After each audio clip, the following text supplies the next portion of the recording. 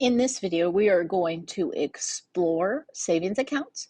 We're going to talk about simple interest versus compound interest. Now, simple interest is a linear equation. You might recall we have done that y equals mx plus b. So our y, or our total, would equal the interest that we have earned over however many years we are earning it. And you always would start with your starting value. Sometimes they'll call that your principal or your starting principal. So if we look at this table, and if we look at an example, if we start with $1,000, and if we get an interest amount of $100 per year, here's our equation. The total is 100 times the number of years plus 1,000. That's our starting value. So if we plug 5 in, so this shows every year, but they left off at 4. So if we plug 5 into our equation, 100 times 5, remember you do that multiplication first, so that would be 500 plus 1,000, or we would have $1,500 in the account at time 5.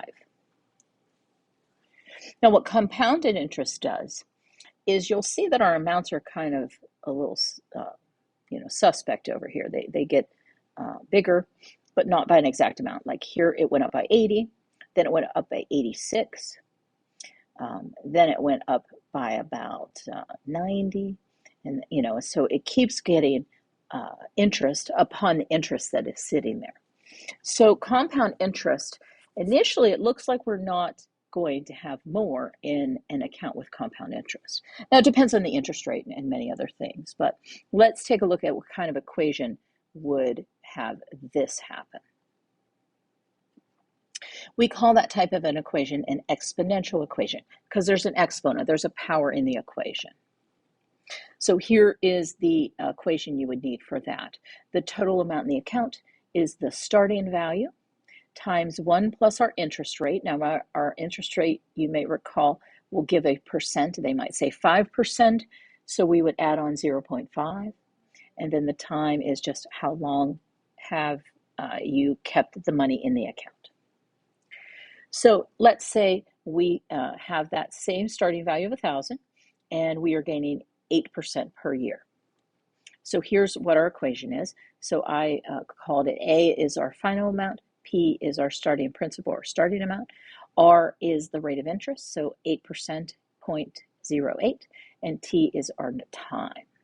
So if we do that same equation for 5 years, we would have to do the parentheses first. You might recall I did that. Please excuse my dear Aunt Sally. We would do our parentheses first. We would get 1.08. We would take that to the 5th power because the power comes next before we multiply by 1,000. And so at 5 years, we jumped up quite a bit. Now remember our other account, the simple interest, we were up to $1,500. Here we're only up to $1,469. But over a long period of time, an exponential account will beat out your simple interest account. So if we look at this graph, the blue one is our exponential account. See how it has starting to have like a little curve here? And that exponential account, that will happen. And then here we have a linear account. At 6.5 years, so if we kept our accounts, the same $1,000 over the conditions that we mentioned earlier, after 6.5 years, the exponential account would have a higher amount of money in the account. But it takes till 6.5 years before that happens. So over time, compound interest will give you more money. Now, if they give you simple interest for 5% and compound interest for 5%, you always want to take the compounded interest. Now, we need to practice working with our powers of exponents. So remember that a to the nth is just a times a times a times a times a. And you would have n of these things. So you would have, if that was a second power, you'd have an a times an a. If it was a third power, you'd have an a times an a times an a. So that leads us to the examples you see here. So 2 to the third is just 2 times 2 times 2. You're going to take 2 3 times multiplied together, which would be 8. 1.08 to the fifth we saw in that formula before. That's just going to be 1.08 times 1.08. And there would be 5 of them. Now, many calculators do have power buttons. I would just say watch how you enter it, and you can ask me if you need to see how to enter it. But you have this as a good way to check that you're entering into a calculator correctly. And if we round that to 5 decimal places, it's 1.46933. Okay.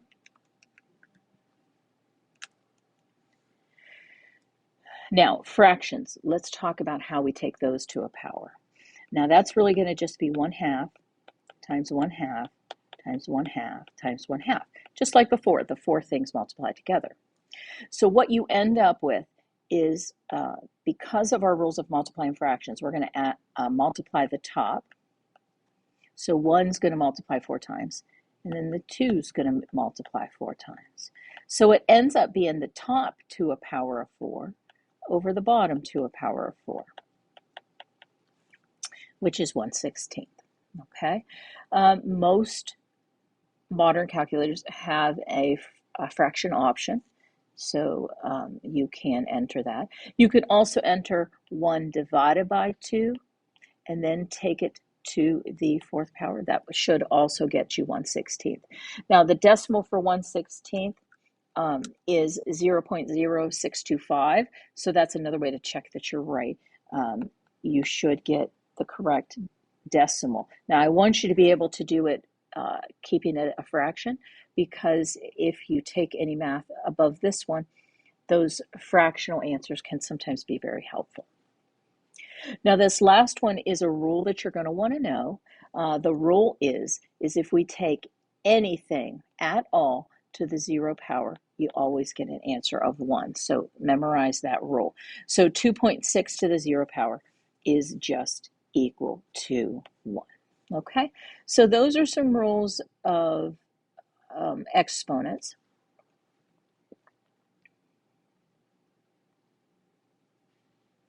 So the try these that you see here, these 4 problems are what you're going to do on paper. The next time I see you, we'll go over the answers and I will answer any questions. You're going to need to take a picture of the try these. That is proving to me that you have watched this video to get your attendance credit for today. So if you want to freeze the video, do these 4 problems, and with any other try these that we see along in the video, do on the same paper, take a picture, and you'll turn those in. So let's take a look at 2 different accounts.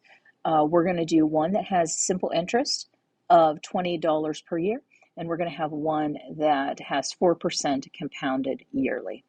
And we're going to do a calculation. If we start with $500, how much will we have in each after 6 years?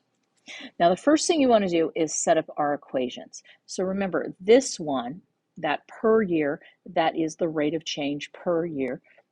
That's like our slope. That is going to be a linear equation.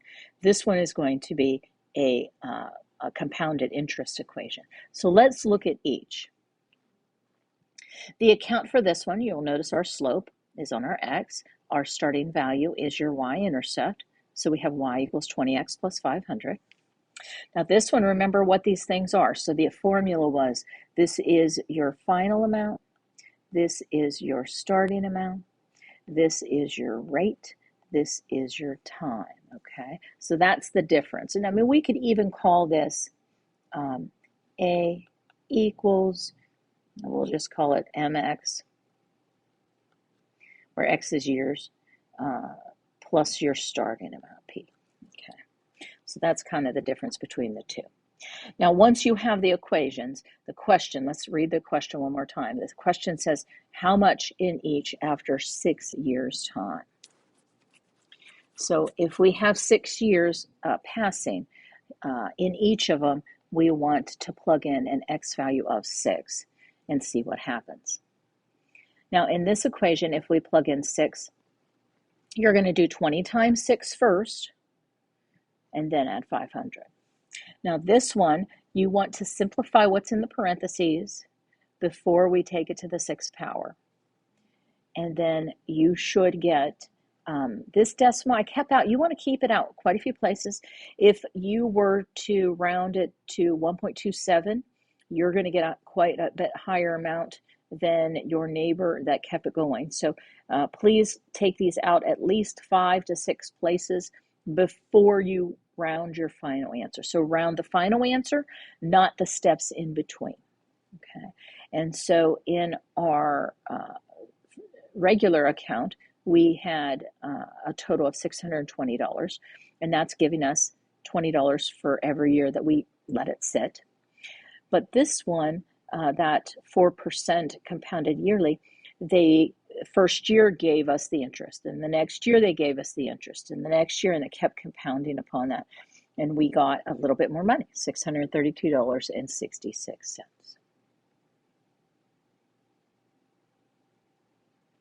So based on what you see here, your try these is to do what you see here. So we have either a simple interest, $15 a year, or a 3.5% interest compounded yearly. If we start with $400 after 7 years, how much money would we have? So do this on your try these. You'll take a picture of it. You'll turn it into me, and the next time I see you, we'll go over the answers.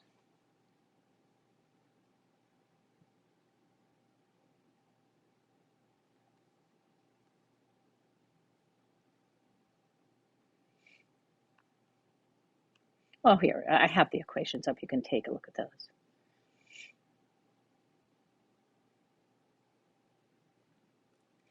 Now, the homework that is due this week is homework 14.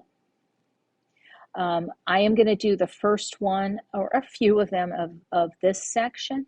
And then this one, I want you to try yourself. Again, we can go over, if you're stuck on anything, and feel free to reach out and send me an email. But let's do some of these questions here. So in this first equation, it says you invest $500 in an account that earns $10 in interest per year. So you can make a equation, y equals 10x plus 500, where that is your number of years. So 24 months is 2 years. So you can just, we get $10 every year for 2 years. We're going to have $20 added on. So that is the linear equation, so that's the answer to D. They do use a T for time, so we could put a time in instead of an X. Okay. Let's take a look at this, calculate the percentage one. Remember, these are is over of equals percent over 100. What is, we're looking for the is every time, so is over of equals percent over 100. So our A, the of is 2,000. Our 8% goes here. And it would just be 8 times 2,000 divided by 100.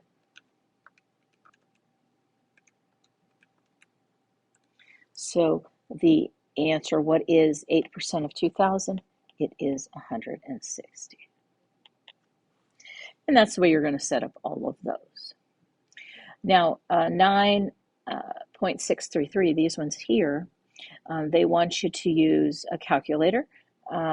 Just be careful. I'm going to do the first one for you, and I'm going to do C with you. So I'm going to do A and C. If you do A here, and you put it into a calculator, do they tell us how many places to round? It does not. So we'll take it 5 decimal places.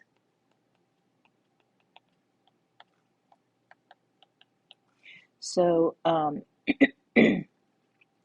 is 1.1255, and then that would be A1. Okay. Now, I wanted to do C for you because we have to follow order of operations.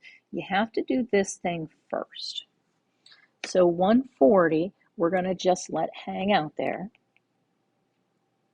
And then we're going to multiply that by 1.03 to the fourth power. Now, let me tell you what that is.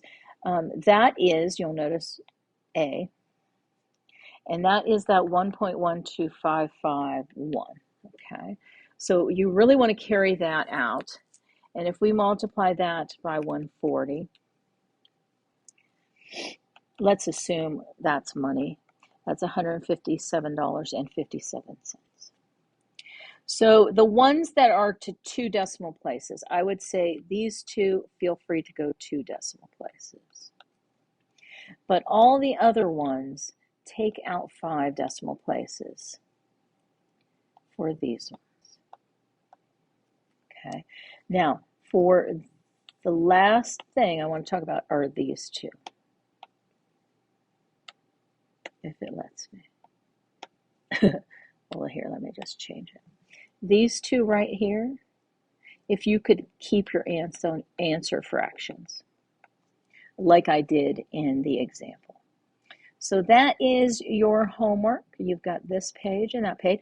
Try try these. Please turn those into me in Blackboard. Thank you so much for watching. I'll see you next week.